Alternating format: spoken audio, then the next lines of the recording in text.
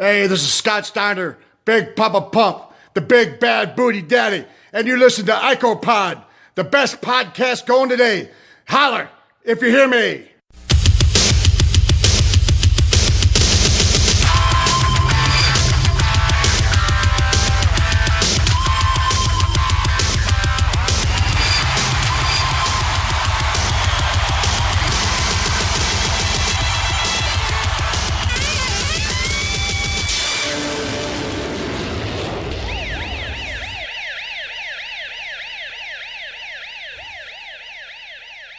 And we're back with episode 88 of IcoPod. I'm Bob Connolly Jr.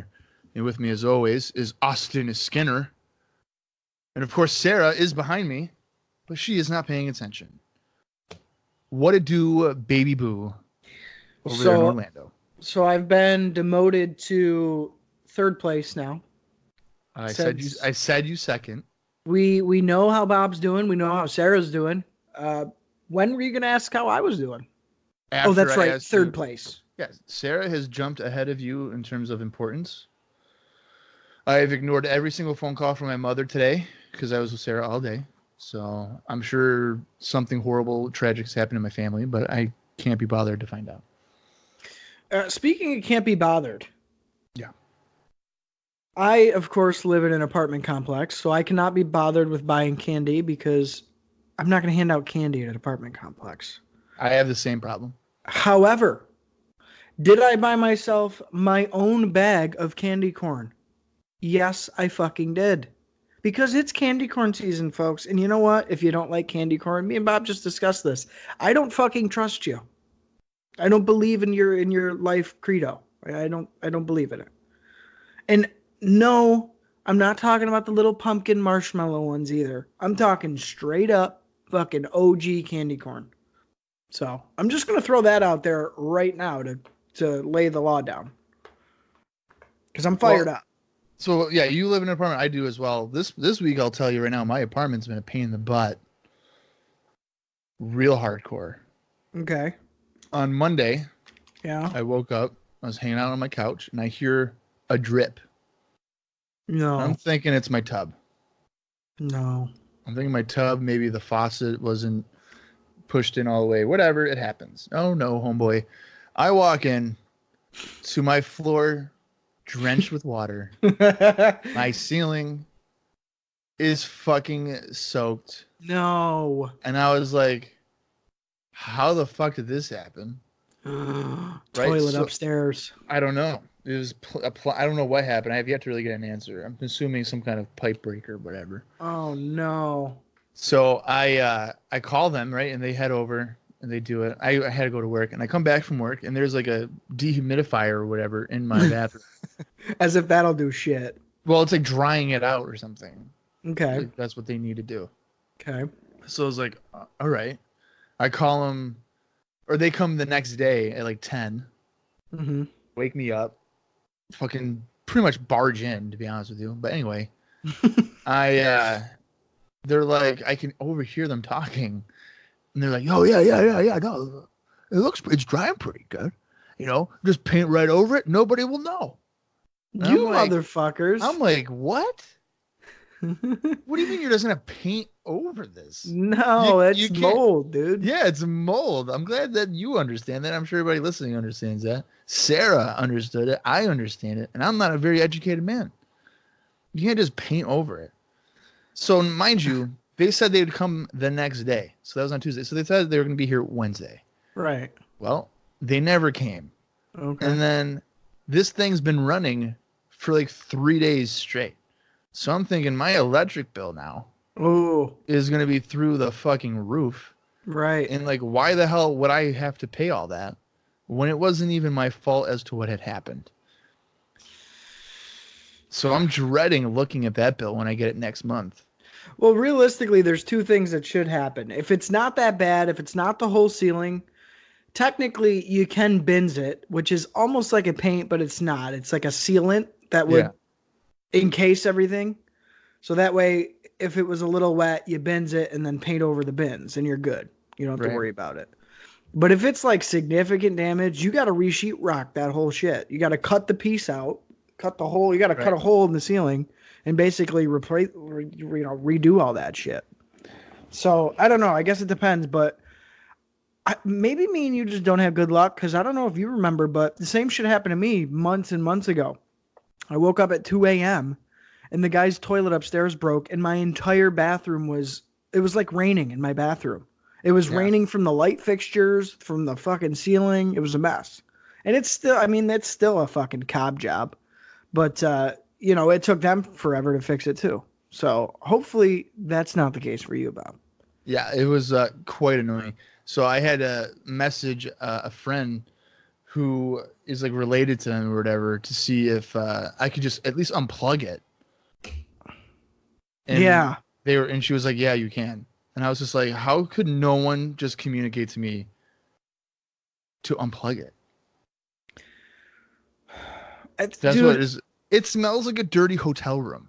Oh no. Yeah, it's like not a brand new machine that they have. There's like a weird stain on top of it. It looks like blood. I don't know what they've done with it. It's been in storage for a while or something. Probably. Yeah. Yeah, I don't know. It's disgusting. Okay. And I'm sure that now that room smells like just hot trash. That's why I have like a little cotton wax thing going right now to make it smell semi-decent, but it is just all sorts of gross. Apartment living, man. I mean, obviously they're taking care of it and stuff, so it'd be cheaper than if I had a house and this shit happened because that's all out of pocket. Well, yeah, but nobody's toilet above you would be leaking. That's true. So that's a fair point. Yeah, and they also then proceeded to use 2 of my Tupperware things to put it on the floor to catch. They just help themselves, I guess, to then put it on the floor in case it dripped. So I came home and there was like water in there, and Sarah was like, "Did they just open your cupboard and like grab that for like toilet water?" She's like, you have to throw those away now. And I was like, fuck, you're right. And it was like 2 of my bigger bowls. Like I like those bowls. Fuck. So I had to throw it away. I was like, what if they couldn't find anything except like granddad's urn or something? And what do they do? Just put it down and open the top up and put it down? I don't know. Just put a fucking towel down or something. Yeah, I guess. I don't know. I don't think they should be going through your cabinets. Probably not. Probably not. You just walked in, they're chilling on the couch. Hey, what's up? Yeah, we're waiting for the bathroom to dry. You got to watch. It's borderline terrifying that maintenance has a key to my apartment that they can come in here whenever they wanted to. Literally, yeah, you're at their mercy. Yeah, that's a bit terrifying. But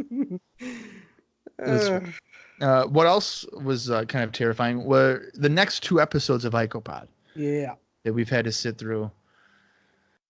This one maybe not as bad as the second one, but let's get right into IcoPod. In this journey of fun. Some observer notes that I'm just going to get through here real quick.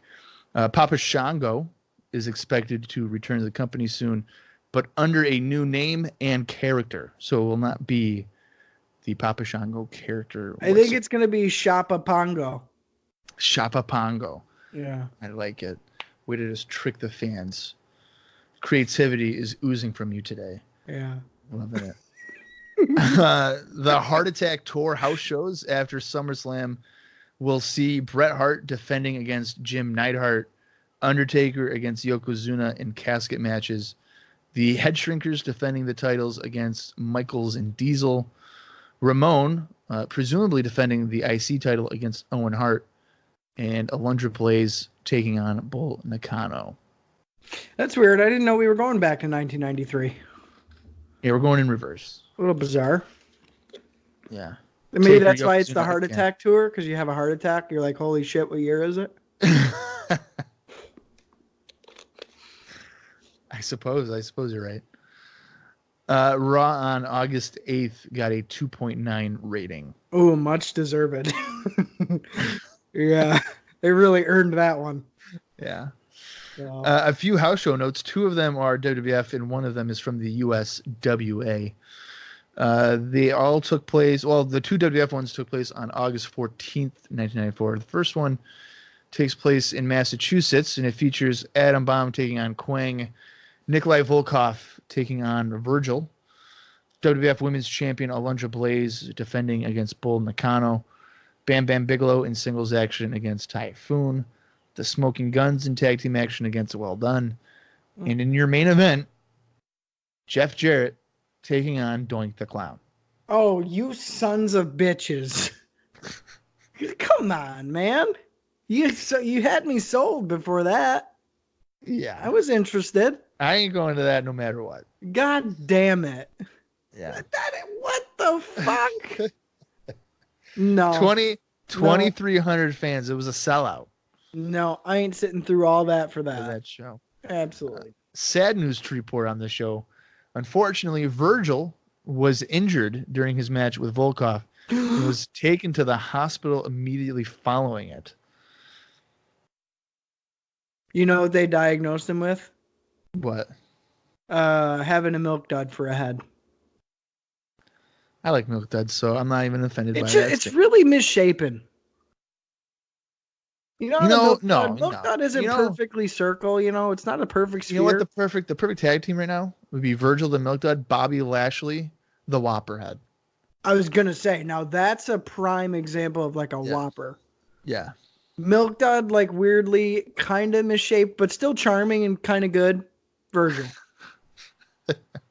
I think that's appropriate. So. Yeah, you're really rude. Let's go to the Springfield, Massachusetts Civic Center on August 14th. This one drew 3,500 fans.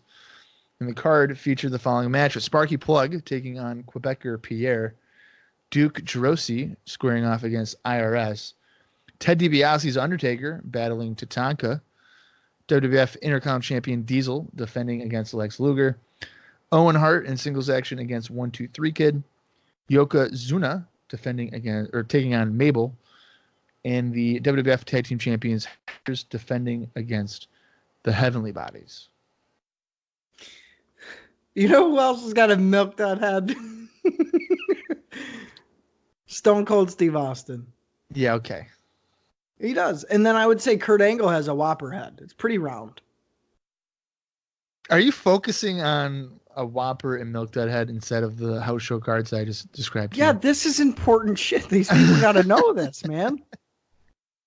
And no, I ain't going to that bullshit ass card. Are you? As he chugs his fucking drink. I'm not going to either one. Exactly. That's what I thought. So back to the milk duds. Okay. Does Steve Austin not have a weirdly shaped head? I guess. It's like pointy almost. Yeah, but didn't he say that it was a good head to have for when you needed to bleed because it just like all went down or something? Well, yeah, there's nothing. Yeah, that's true. But Kurt Angle's pretty round for having like his neck broken about 14 times. That's true. Well, it got to a point where he doesn't even really have a neck. That's why. Yeah. I think it makes the head look more round. What else like Scott Steiner? That's like a milk dud head. Yeah, that's a milk dud head for sure. Yeah. For sure. This is a weird segment to have now. It's called Is it a Whopper or is it a milk dud head? Dun dun. Dun dun dun dun dun dun. Next milk week. duds. Dun dun dun dun. Or a Whopper. Perfect or imperfections. Oh my God.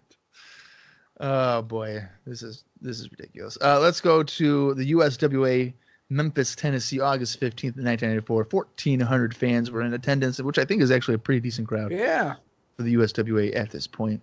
The following matches took place. Doug Basham taking on Reggie B. Fine. Coco Beware squaring off against the Spellbinder. Who's that? I have no idea. The Moondogs in tag team action against Perry Saturn and John Cronus. Oh. I don't know how you pronounce this. Memphis Dante taking on PG-13 for the USWA tag team titles. Mephisto? Yeah. Is it a PH? Yeah. I think that's a masked guy. Mephisto. Okay. Well. Mephisto, yeah. Yeah, they took on PG-13 for the USWA tag team titles. That's right. Brian Christopher and Buddy Landell taking on Doug Gilbert and Tommy Rich. Mm-mm. And in your main event, the unified heavyweight champion Sid Vicious defending against Tatanka. Jesus Christ. I am getting a front row fucking seat for that massacre. Holy shit. Yeah, dude, I'm going to that show. Because there's even stuff in the undercard that I'm kind of interested in, to be honest with you. I would go to that. Yeah, I'm going I think to the that. Moondogs against Saturn and Kronos Me could be too. pretty good. Yeah. And then Christopher and Landell against Gilbert and Tommy Rich could be all right. Yeah. And I'm a Sid Mark and Tatanka still Oh, my dude, boy. yeah, I'm going. I'm Yeah. going. Out of shape Tatanka versus peak Sid. Yeah. 100%. In Memphis, Yeah, he's gonna die. Yeah. Tatanka's gonna die. Tatanka's going to get murdered. Yeah. On to some syndication. Now, usually we cover featured matches that might have happened over the weekend. Mm-hmm. And I kind of informed Austin, hey, this is what we'd have to watch. And he said, fuck that. And I tend to agree with him. So I'll just tell you what happened in a very short result here. On the August 13th edition of Superstars, Adam Bomb defeated Timothy Well by disqualification and then fought off Well Done to stand tall. So it would look like the Adam Bomb might be getting some level of a push here in a babyface capacity. There's another segment, though. He'll get jobbed out. Within 2 weeks, I'm sure. Somebody. On the August 13th edition of Superstars, there was another Heartbreak Hotel with Shawn Michaels as the host. Michaels and Diesel talk about Razor Ramon getting Walter Payton to watch his back. So stupid. They joke around about Payton not having any impact on the match at SummerSlam. His guest this week is Jim Cornette. Shawn wants to talk about why Yokozuna doesn't have a match for SummerSlam. Cornette says that Yokozuna couldn't find top-level competition and is now boycotting SummerSlam. Apparently, everyone else thinks that Yokozuna is afraid of The Undertaker. Cornette defends Yokozuna and asks why Yokozuna would be afraid of The Undertaker. Yeah, seeing as their feud is over. Yeah, Cornette is clearly afraid, but is trying to convince himself that Yokozuna is not afraid. Jim assures Michaels that Yokozuna is not afraid of The Undertaker, and he says he's going to bring The Undertaker out for after the commercial so that Cornette can slap The Undertaker in the face, but Cornette bails on that idea pretty fucking quick. Yeah. So that might be our feud after SummerSlam for The Undertaker is going back to Yokozuna, which, if you'll remember, started at the end of 93. Undertaker drifted off into the heavens after their match at Royal Rumble, and we haven't really seen him since on television. He'll go by a sub, though, or walk by a fire station, and they'll talk about seeing right, or stand on top of a hearse going by a gas station or some stupid shit like that. Right. I really don't get the laziness with the Undertaker's character because honestly, since we've started watching, it's literally, I think he gets the laziest booking out of any other guy. I think it's because he's so character heavy. They feel like they need to do it like that. Obviously, they learned from that mistake in later years, but it's just so hokey and like, I really think it brings the show down.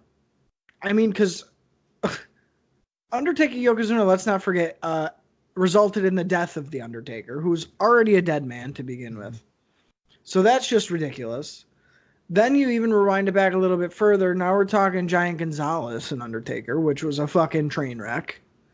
The list goes on. And now with this Undertaker thing, it's consistently just shit. It's not good. Yeah, I think it takes probably another almost 2 years before he even gets any reliable person. Legitimate. Yeah, right. They're all pretty fucking bad. I don't like that. I really don't. I think that's really why it takes me out of being an Undertaker fan. Just because so often it's all based on just hokey gimmicks, and I just don't like that. I don't like that. Yeah, I think this is definitely a rough time for The Undertaker. He gets saddled with some serious shit. Yeah, absolutely. Let's get right into the August 15th, 1994 edition of Monday Night Raw. And we are from Lowell, Massachusetts this week, which I believe is live. I don't know, but I love the arena. I do too. Super cool. Yeah, I've always wanted to go a show there. I think there is some shows still there. I think Ring of Honor goes there a couple times. Oh, okay. Raw opens up with footage from last week where Tatanka thought Lex Luger accepted the money from Ted DiBiase. Of course, they're playing up that whole shit still. Yeah. We get the Raw opening video, and then Vince McMahon and Randy Savage welcome everyone to, in fact, a live edition of Raw. They hype up the show, which will see Mabel in action, Paul Bearer, and Ted DiBiase on King's Court. Also, Jeff Jarrett and Duke Droese will be competing in singles action. And then we go right into our first match of the night, which is also our featured match. It is Owen Hart taking on 1-2-3 Kid.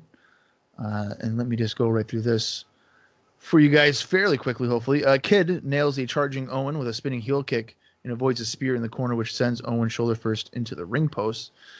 Kid with the crucifix pin, but Owen kicks out at 2.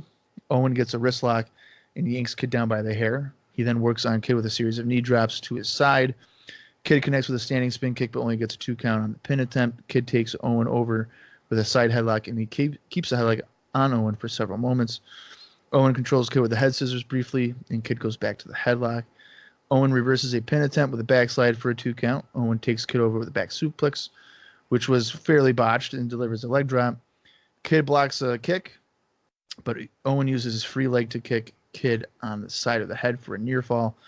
Owen shoulder blocks Kid, but Kid comes back with a hip toss, and they both kip up after Owen kicks Kid away. Kid drop kicks Owen to the floor, and he baseball slides Owen and Neidhart on the floor. Kid follows up with a springboard crossbody onto Owen. Kid knocks Neidhart off the apron as Raw goes to commercial. Kid kicks Owen on the apron and attempts a suplex, but Owen counters and brings Kid to the floor with a vertical suplex from the apron. Owen connects with a slingshot crossbody to the floor, and he rams Kid back first into the ring post a couple of times. Owen works on Kid's back with a few right hands and shoulder rams Kid in the corner. Owen tosses Kid hard back first into the corner, and he taunts the fans. Owen connects with a backbreaker, and he drives his knee down into Kid's back. Owen uppercuts Kid in the corner and sends Kid hard back first into the corner again.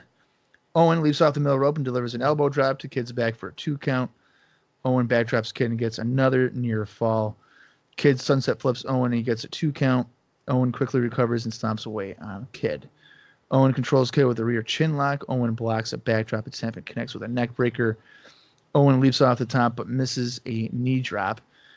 Owen is claiming to have a hurt knee at this point, and Kid goes on the attack with several kicks. Kid kicks Owen's knee in the corner and avoids a kick from Owen. Kid has a single leg Boston Crab on Owen in the middle of the ring.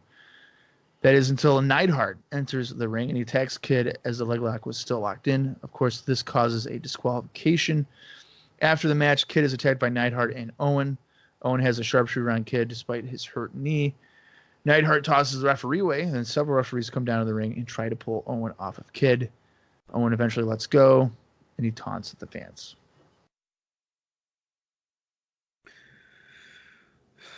I suppose this is where you want me to jump in, Bob. Yeah. All right, so right off the bat here, another solid match for Raw. I got to be honest, I was expecting a little bit more from it.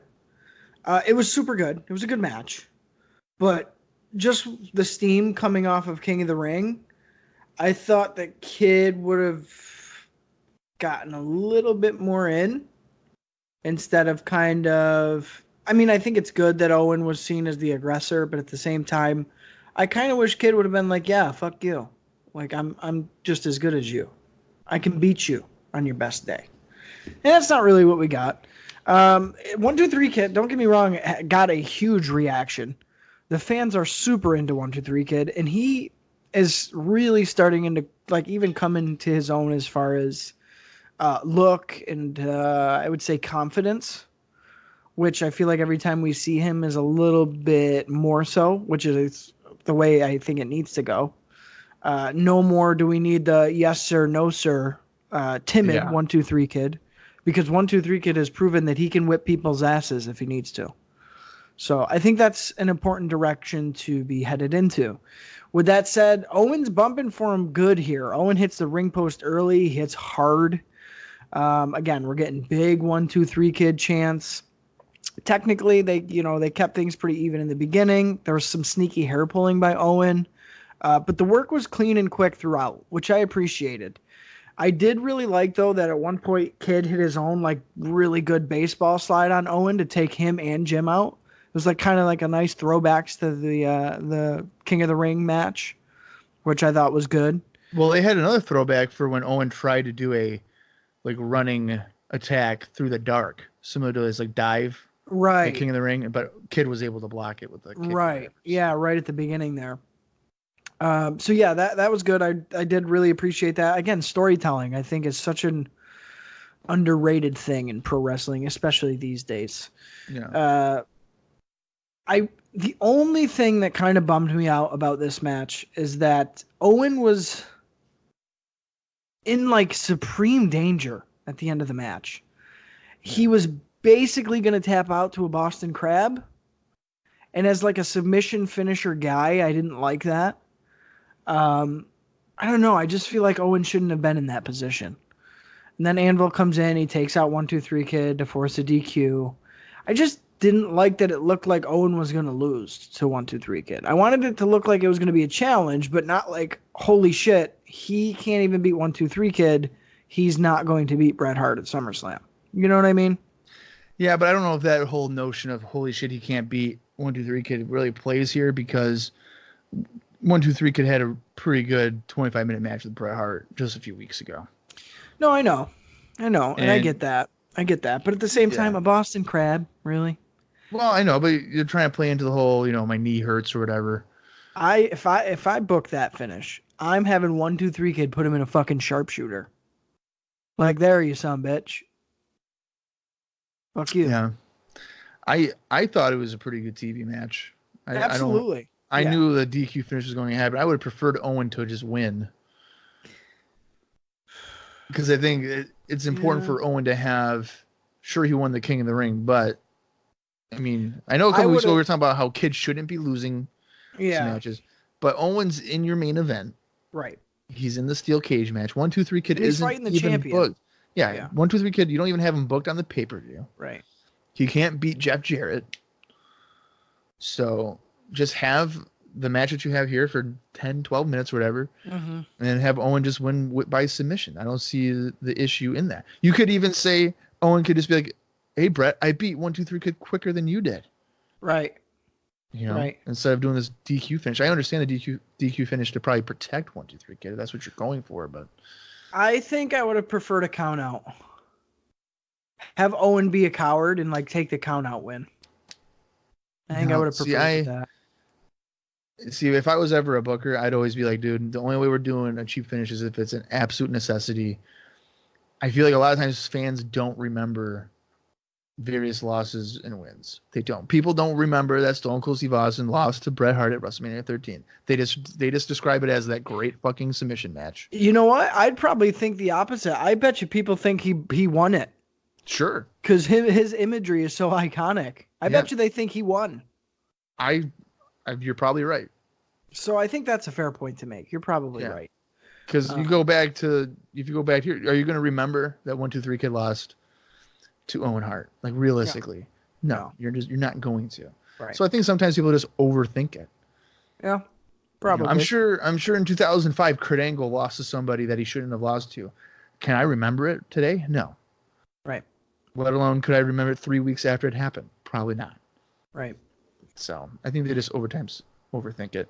Regardless of the finish and everything, I thought the action was well paced and there was enough high spots to keep me interested in it, which was much needed considering we recently saw Nikolai Volkov matches. And you know what? I was just going to make that comparison. So look at a 1-2-3 Kid Nikolai Volkov match, and look at an Owen Hart 1-2-3 Kid match to open Raw.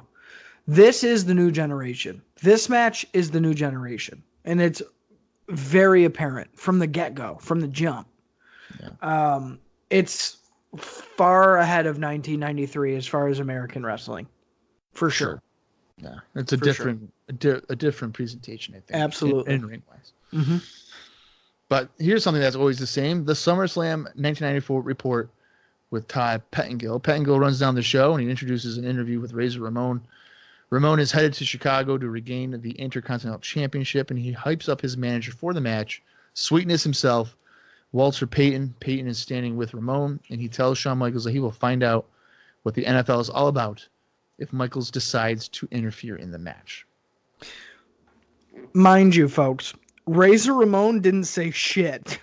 Yeah, the way they edited this was that Ramon had just finished talking, because you can tell that Ramon was cutting a promo, and at the last 0.5 seconds, they cut that part out and just had Walter Payton in his comments. Yeah, I didn't like that. It was a poor edit. It was a poor cut. Now, Bob, fill in the blanks here for me, because I know fuck all about football. Sure. As far as, let's say, in a wrestling term, name value, Yep. where is a guy like this? In 1994, Walter Payton is Yeah. the all-time rushing leader in NFL history. So pretty Again, fucking so good. a guy who doesn't know fuck all about football. So he was very well known, and especially in Chicago because he played for the Chicago Bears. Is he A-list NFL star? Yes, So, okay, so that's pretty big. 100%. Yeah, this isn't like the punter. Or whatever. Yeah. This isn't like the Chicago Bulls sending Luke Longley, who is their center, instead of Michael Jordan. This is pretty much the Michael Jordan of the Chicago. Okay, awesome. So that's cool. That's super cool. I don't know who it is. So I feel like I've seen him in maybe like a cereal commercial or something. Probably. I don't a couple know. of ads. Yeah. Yeah, but so I didn't recognize him immediately. The only thing I did recognize is how gargantuan Razor Ramon looks standing next to him. Yeah. And I was like, oh, I'm surprised that like the NFL was like, yeah, go ahead and air that because you made our guy look like a little person. Well, they don't care. The NFL is not like wrestling where it's like you need to be this type of size. No, Well, I Payton know. was undersized, similar to like what Barry Sanders was or is, and still like a phenomenal football player. So he's like he's like that's his thing. Yeah, Walter Payton's a running back. Okay. Oh, Or he all right. wasn't. So that makes sense. Yeah. Yeah. Okay. So that makes Yeah, sense. he wouldn't have been like if that was an offensive tackle or a defensive end, Right. then it would be like, wait, what? No, but it's like Or a wide like receiver. They're gonna be slimmer. They're gonna be a little shorter. Right. Or like a fridge or like an Yeah. LTE or something like that. Okay. Yeah, he's gonna be more of the finesse, the Okay. quickness, getting through He's the holes. Shawn Michaels of the team. Yeah, essentially. Okay. Absolutely. Okay. So yeah, that makes sense then, and that's pretty cool that they got that big of a star to do it. Well, Yeah, NFL star. absolutely. And in Chicago, I think that's great. Yeah, that's huge. Sure, I would say it certainly adds to the match Yeah. with the crowd. Before the next match, the Brooklyn Brawler, who is now under the new baseball gimmick Abe Knuckleball Short, Fuck. cuts a promo earlier in the day. This is a live program. They're showing us. Yeah, something dude. I taped was like, earlier in the day. I don't. Or that's earlier, how you know. That's how you know. Yeah. He's saying that it's not the owner's fault for the strike in baseball, and he says that they're just being good businessmen. Now, I want to point out that Abe Knuckleball Schwartz seemed lost, Completely. pretty much nervous, Yes. and didn't seem to know what he was talking about. No. So, what blew my mind on this, though, it's 1994, and the Brooklyn Brawler has been in the WWF since like 1987. So it's not a matter of like I'm a new wrestler or even a new character. He's been there for almost a decade, and he looked like a deer in headlights with his character. I thought it was hilarious. Not only that, it's Brooklyn Brawler just dressed up in a different outfit. Because he doesn't change anything. Like his voice, it's like still the same voice. Yeah. Like you know who it is. I love that this whole thing is basically like a pop culture grab. Like that's what this whole thing is about. Because from the outside looking in, without any context, I always wondered like why that was a fucking thing. And now it makes sense. It's because of the baseball strike. That's why it was a thing. But the only sentiment I could come up with is who cares? Who cares about this? Well, you're automatically going into it. You're automatically going into it with a short shelf life because as soon as the strike's over, what's the point of the character? The gimmick's over. Yeah. So I think it's so funny that it's such like a pop. Like I said, it's like a pop culture grab to like let's try and get in the papers about this. Let's make this a thing. Like no, it's not a thing. It's stupid. So I just think that was funny. I never made that connection, but now that I know, I think it's funny. I just thought it was funny how bad he presented it. And the fact that on a live show, they showed a promo that he cut before the cameras rolled in front of the live crowd. That's how you know there's a problem. As soon as you know, taped earlier tonight. Yeah. Okay. So, we know the deal with that. It was a little weird. Yeah. Let's go to our second contest. It's Duke the Dumpster Drosy Mind you, not to cut you off, that is his Raw debut. For Abe. Yeah. Yes. That's the Raw debut right there. Yeah. That's how you know you're in line You're for that fucked. big push. Yeah, you're fucked. The second match here is Duke the Dumpster Droese, taking on Nick Barberry. As you would expect here, it's pretty simple and to the point for Mr. Droese, winning the match following a leaping elbow drop. Now, here's the thing with this, okay? He comes out, Droese, with his trash can thing, and, he's banging it all together, seemingly trying to get the crowd, who pretty much don't give a flying fuck about a dumpster man, nor should they. He gives his hat, though, to a young female fan in the crowd, and her reaction was priceless. As if the prince It's gave like her Bret Hart glasses. Yeah, it was like a prince giving her the shoe or something, or like Bret Hart just gave her the sunglasses after WrestleMania. He just won the title. She look, gives it to her. She looks at it. It registers in her brain that it's a hat, and she's like, "Oh my god, this is the coolest thing ever." Mm-hmm. Mind you, she's like 6 or 7, so it probably was the coolest thing ever. That a wrestler gave her a hat. Yeah. But Hilarious. that was the main highlight of this match. Droese has a good look. He just has a horrible gimmick. I think this gimmick is best for live events only. Yeah. Live events, it's fun. He's banging the trash can. It's loud. It's in your face. Like, perfect. Just do it there. Just do it at house shows. Just do it at live events. Do not put it on fucking Raw. Absolutely not. That's not going to translate. Not only that, he's got a cool finish, but then he does this elbow shit. Yeah, I don't know why they do the elbow. They need to do this horrible. The swinging side slam or whatever it is. That will get over. Yeah, that's a much better move. Yes. It's like he's trying to do the Buddy Landel elbow drop, which borderline doesn't even work in Memphis, and almost anything works in Memphis. And then Savage tries to say, "Oh, he got higher than I usually do on my elbow drops." It's like, really? Randy. Really? Are you shitting me, Randy? Yeah, it's a bit of a stretch. So I don't know, man. I have no interest. And then you know what else I hate too about him is that, okay, he's head to toe dumpster guy. Under his pants, he's got kick pads on. I noticed that. Like, come on. I'm never a guy to, look at the gear and everything. That's your job.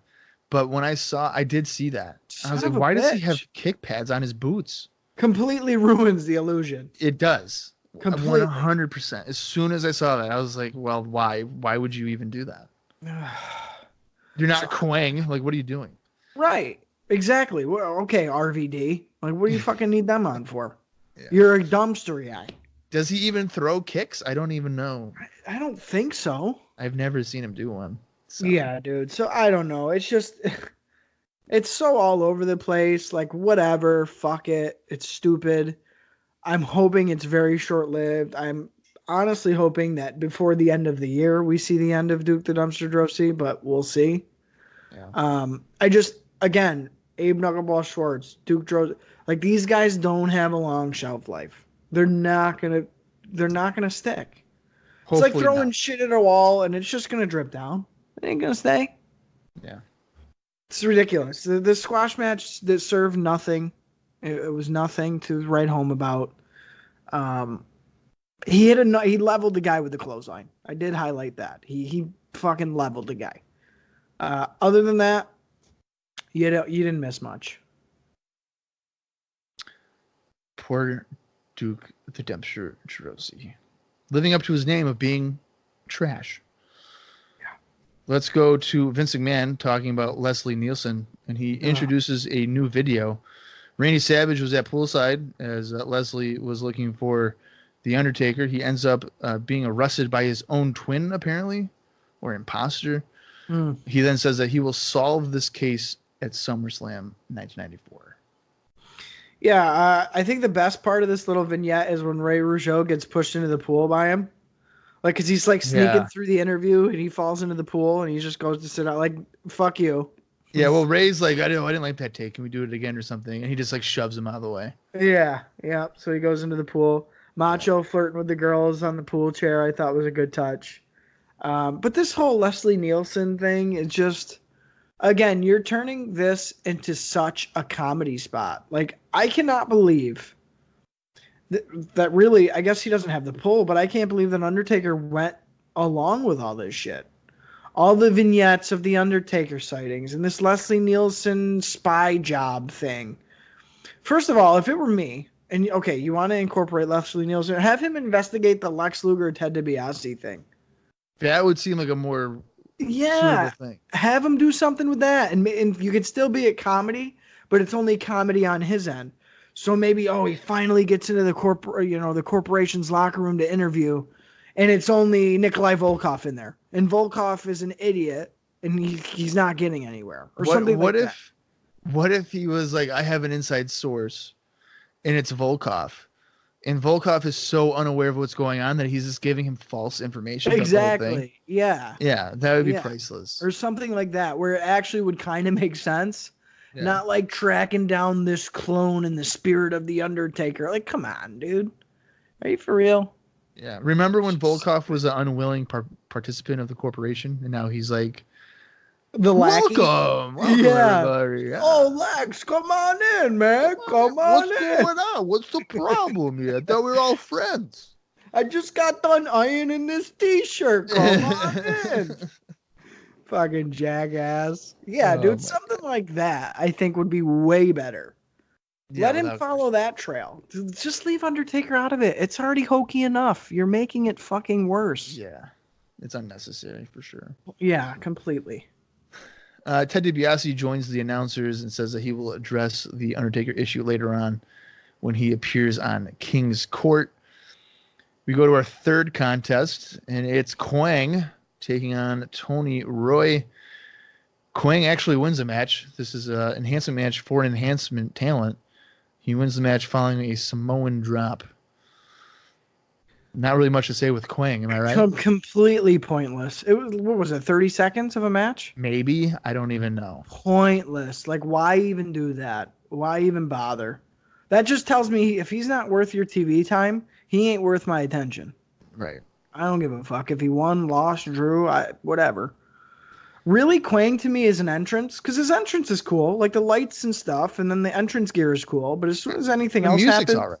Yeah, the music is like, oh, okay, this guy could be cool. No, he's fucking horrible. Yeah, I'm not a fan of Quang. I would have thought I would enjoy the martial arts type of stuff, but I'm not. It's failing. It's forced, man. It's forced. It doesn't feel like a natural thing. No, he's playing a character. Right. That's what I don't like. We did get a confirmation from Ted here on commentary that he will be in the corner of Lex Luger at SummerSlam. He says, wow. I'll be there. So that's a huge development. I must not even heard that. I must have been distracted by Quang.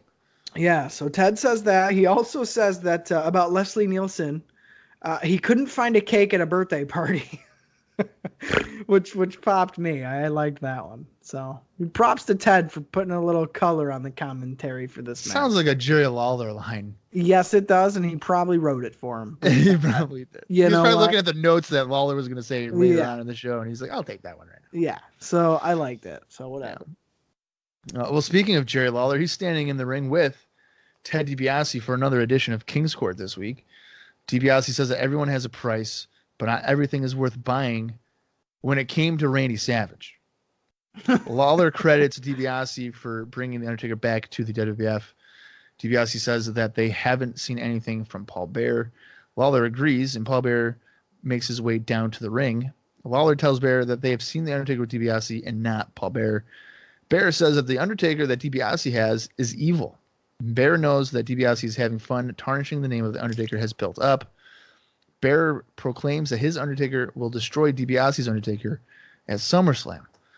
DiBiase introduces his Undertaker, and Bearer tells the Undertaker that he sees the evil in his eyes.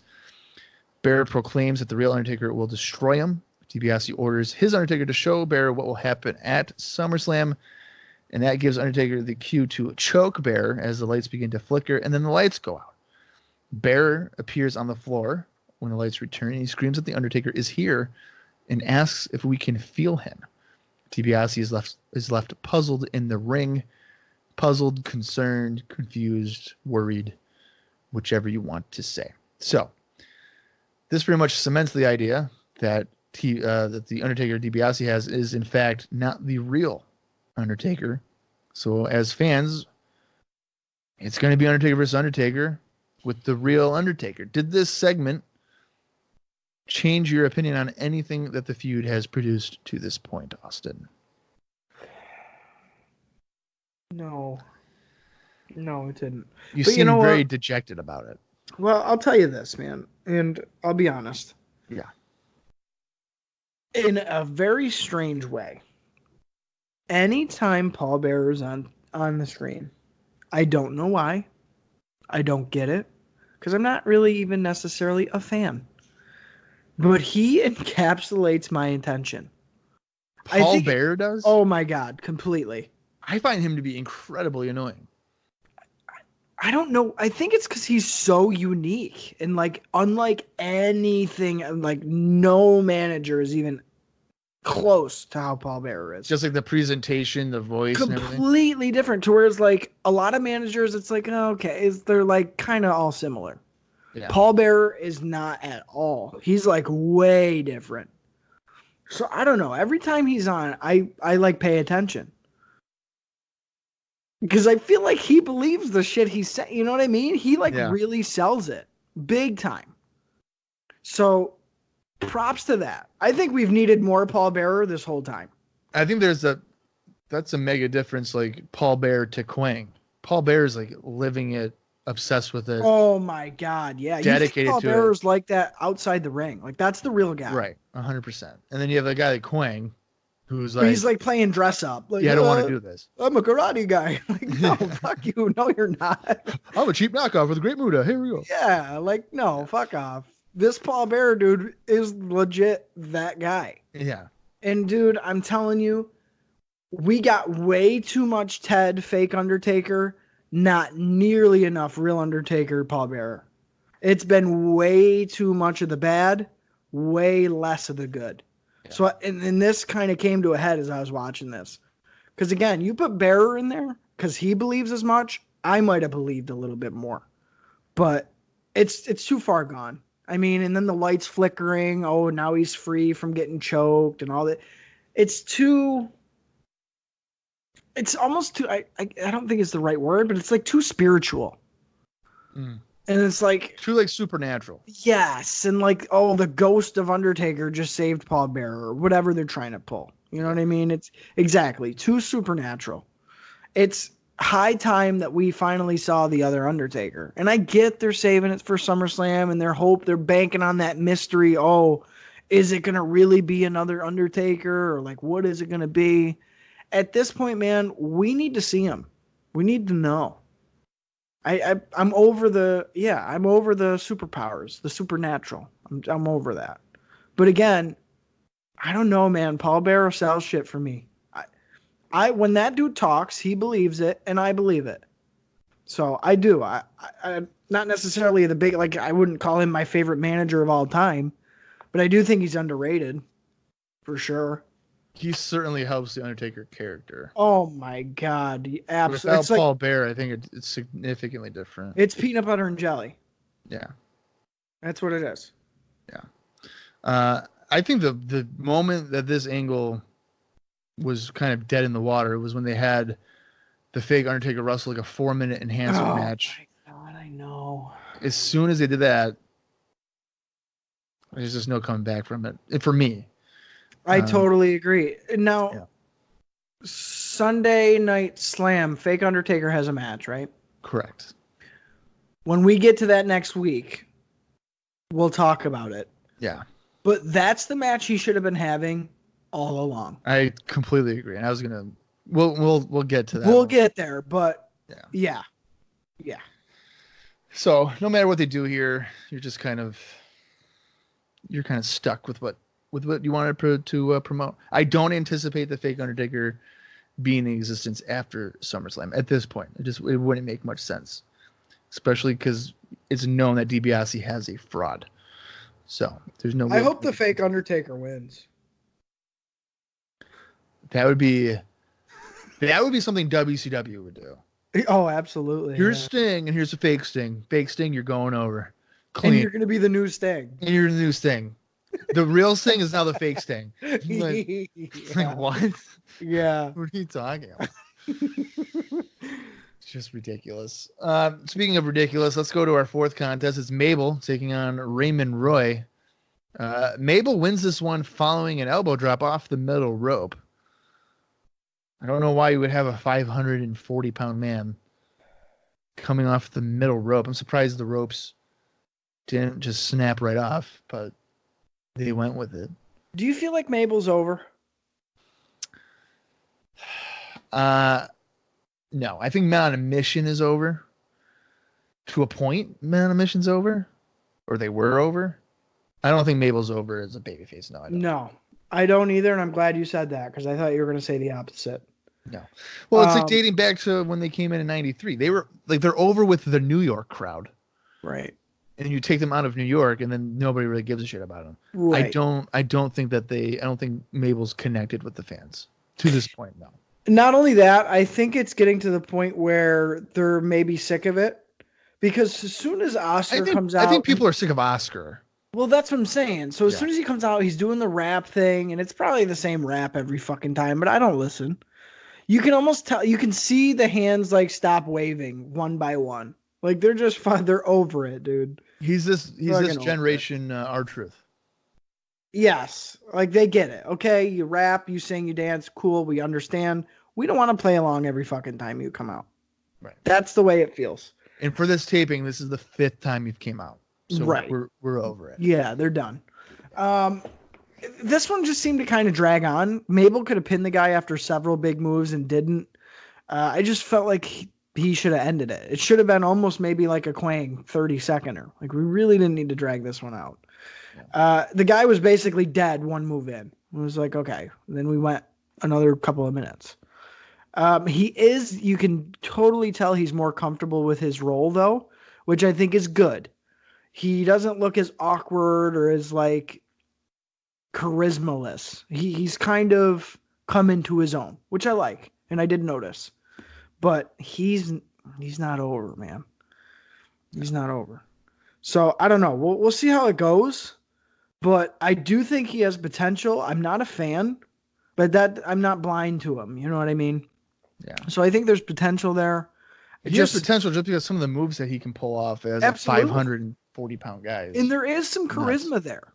There is some charisma there. Something's got to change. Several things have to change before that can happen.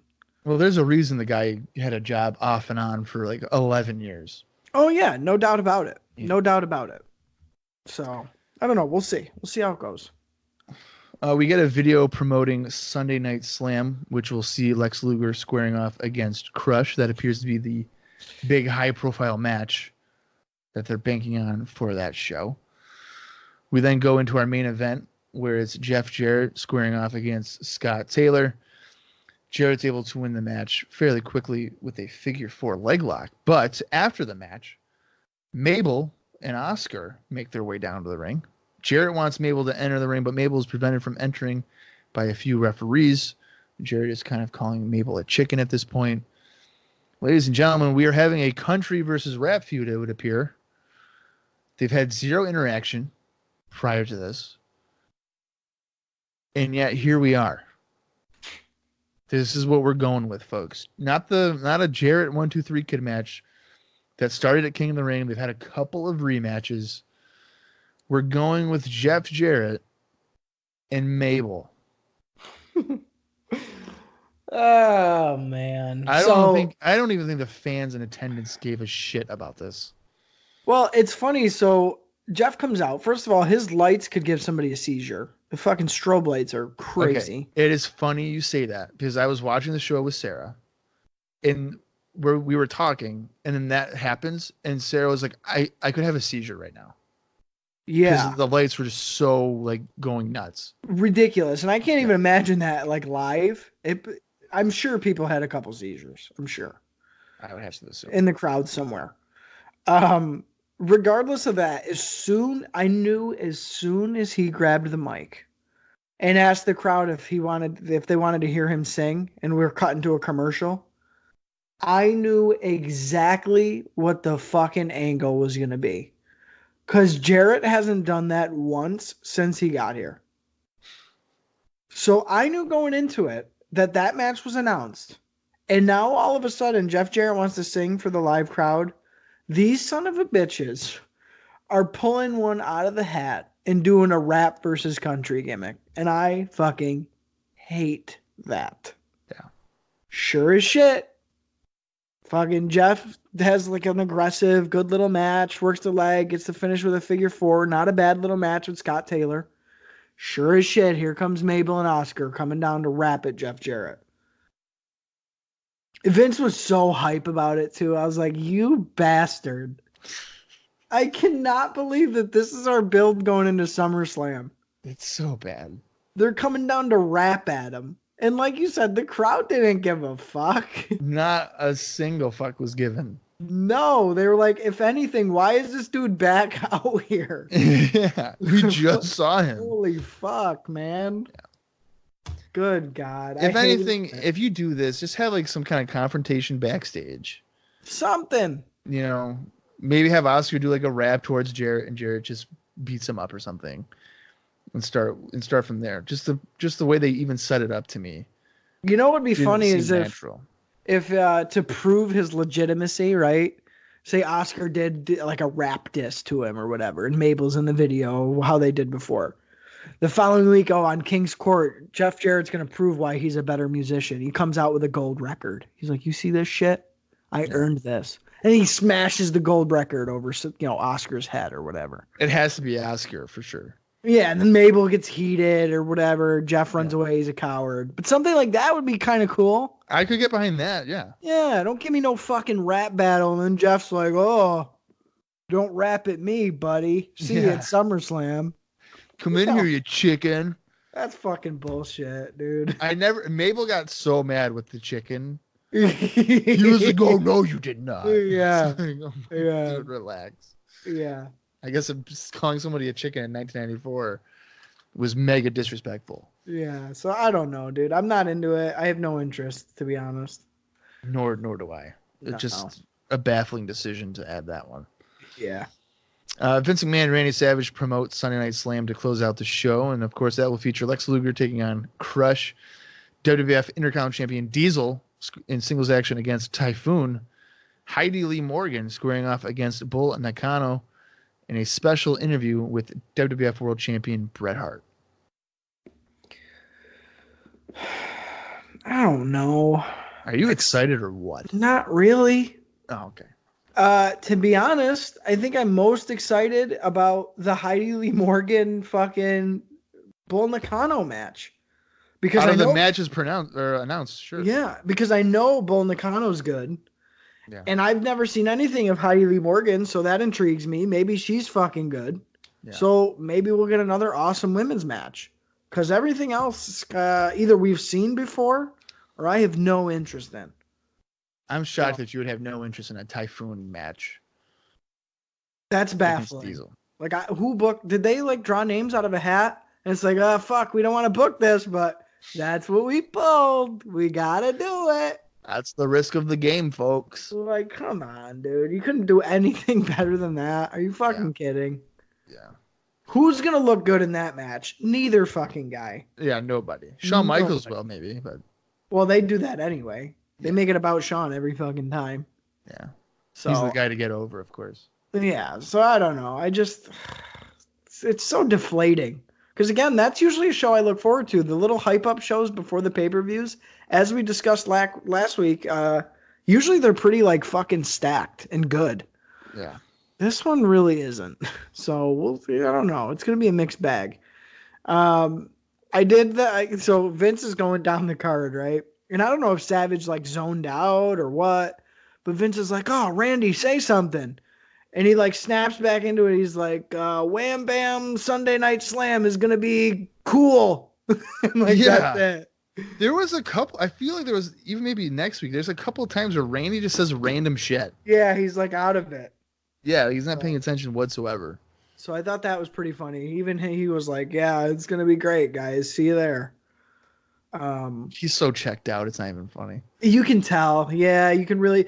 I would even say after WrestleMania 9, it was like we're Just already coasting. dipping. Yeah, we're already dipping. Yeah.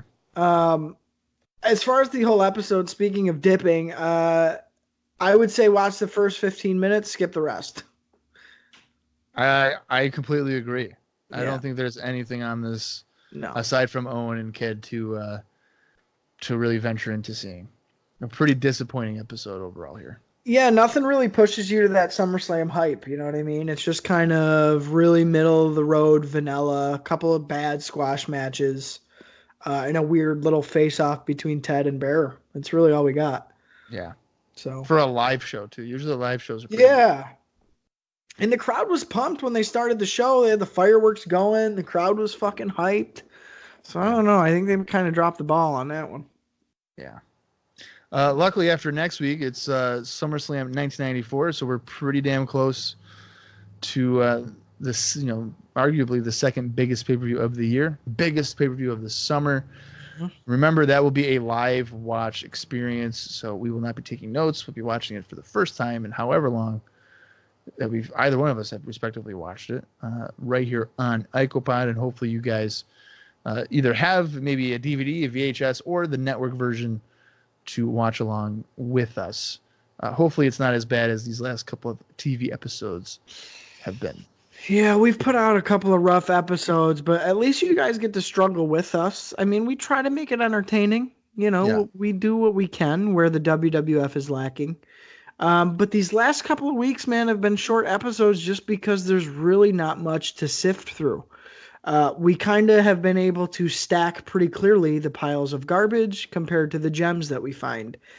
And the last, I would say, 3 weeks has borne more garbage than gems. Not to say that we haven't found any gems at all. There's been some serious matches that we've seen over the last couple of weeks. But Yeah. a lot of the times, that's kind of all the whole Raw has to offer. So, you get what you get. WWF giveth and they taketh away. So that's kind of where we're at. And I was kind of hoping the summer would be way stronger than it has been. Because last year's summer was pretty fucking good. So I'm kind of disappointed so far. Again, that's not to say we haven't had some cranking matches that have been really good and like surprisingly good. But on the whole, I don't know, man. Just a lot of shovelware, a lot of stuff that's skippable. So it is what it is. We're powering through, but I am looking forward to SummerSlam and beyond. Because really, once we hit SummerSlam, by the time we sit down to do more notes, we're into September, and the end of the year is going to be here before we know it. So it should be interesting moving forward. 95, I'm kind of nervous about. But we've talked on the air before. Bob tells me not to worry, so I'm going to go in with an open mind, but I am kind of worried about it. Well, I mean, Rory actually, from Wrestling 20 years ago, that listens to us pretty regularly, tweeted to me saying, he quoted you saying that you're excited for 95 or whatever, and he was like, should I be the one to tell him in reference to it being not great? There is some pretty good pay-per-view matches throughout 95. A lot of Which people you've told me, and you've told me. A lot of people focus on some of just the more disastrous ones and just ridiculous decisions that they do throughout the year. But there are hidden gems, I guess you could say, that people maybe overlook. And I'm telling you, TV-wise, maybe it's been a while since I've seen it, which is true. But like TV, Monday Night Raw isn't like the shits. You know what I mean? Right. Like there's some bad characters. Right. But some of the in-ring stuff isn't that bad.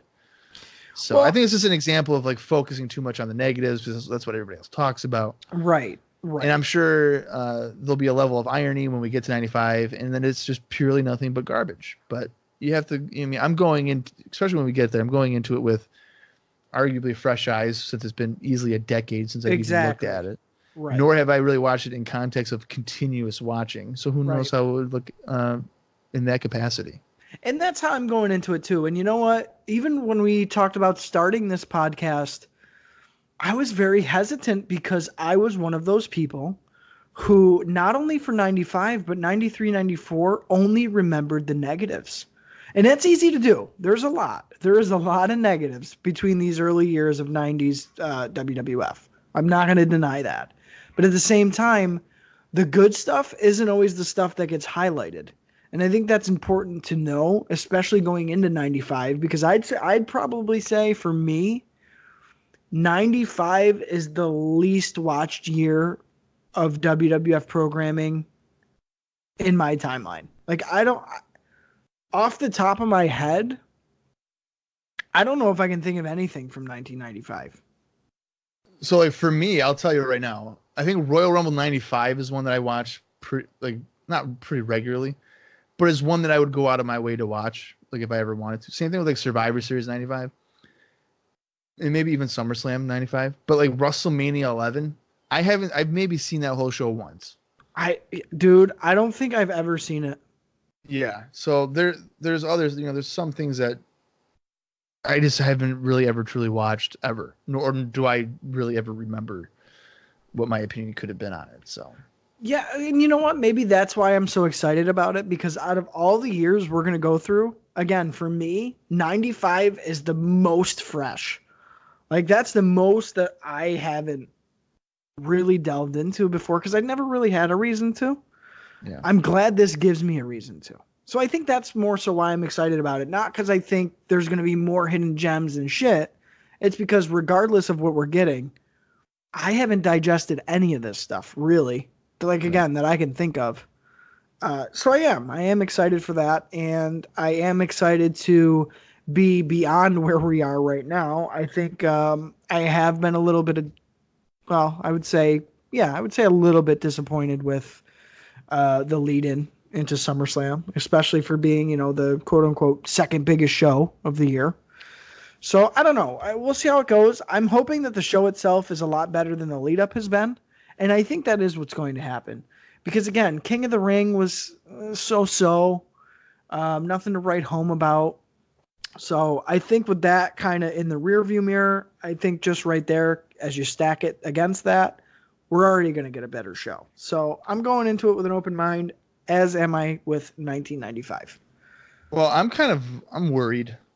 Before we wrap up the show here, I'm a little bit worried because I feel a weak summer is going to mean a weak fall and winter. Because it's similar to like Royal Rumble. If there's a weak Rumble or week whatever, chances are your spring with your WrestleMania is going to be pretty weak. That's just how I feel like how the trend is. So if like SummerSlam is a disaster, I'm going to assume that the build-up for Survivor Series could be a disaster, because usually Survivor Series, especially in this era, is pretty much just advancing or continuing everything that came out of SummerSlam. Yeah. Yeah. So you get to a Rumble where like new things start. So. Right. I'm I think that's a good point. I would say arguably my favorite time thus far has been Rumble to Mania. Sure. I think that's how it is every time. Of this year. Okay. I would say.